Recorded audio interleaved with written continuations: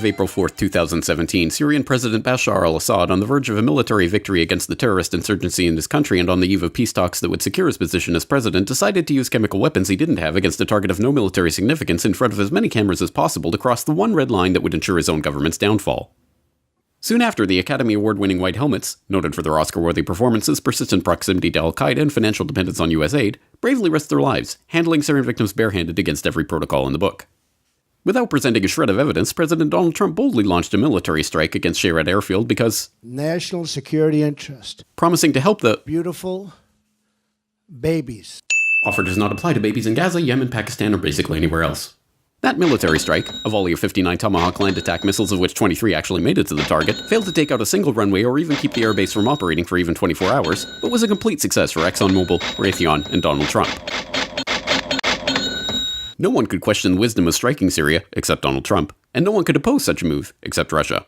The Trump train, still convinced by candidate Trump, and by listening to guys like Lindsey Graham, drop bombs here, drop bombs on Assad, drop bombs on ISIS, oh, but they're fighting each other, so maybe we shouldn't do that. And so could you convince Putin to get Assad to step aside? Well, they've been trying to do that. Could I? I don't think it's that important, to be honest with you. I think, frankly, let's say you get rid of Assad or you knock out that government, who's going to take over? The people that we're backing, and then you're going to have, like, Libya? Concluded that this was seventh-dimensional backgammon to make China afraid of the U.S.'s willingness to spend $100 million in a fearsome show of failing to destroy a single airfield.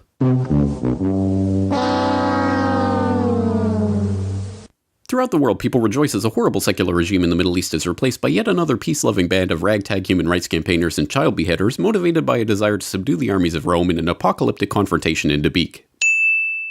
The chemicals for the previous Red Line attack in Syria have since been proven to come from Libya with US approval, but that's probably not relevant to this case. The CIA has released declassified report after declassified report showing that the plan to topple Syria's government has been in the works for decades, but this just shows that they were right all along. The mainstream media unquestioningly asserts that the story is true because the US government says so, but that's okay because we all know the MSM is full of unbiased truth-tellers and dig hard to get the raw facts on every story.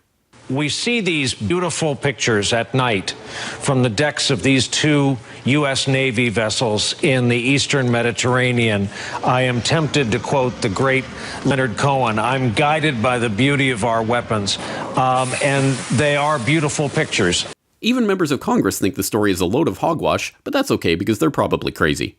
Because frankly, I don't think Assad would have done that. It does not serve his interests. It would tend to draw us into that civil war even further. Who do you think is behind it? Who do you think is behind it?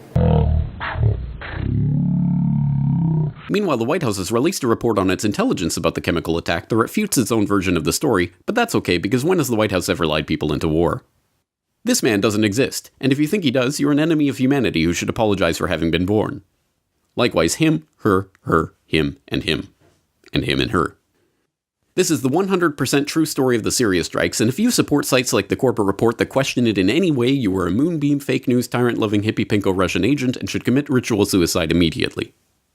If you love your country and or liberty, NASCAR, supermodels, TV, water slides, or your mother, you will not question this story in any way. Ever.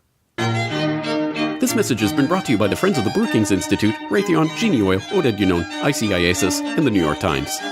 Because ignorance is strength.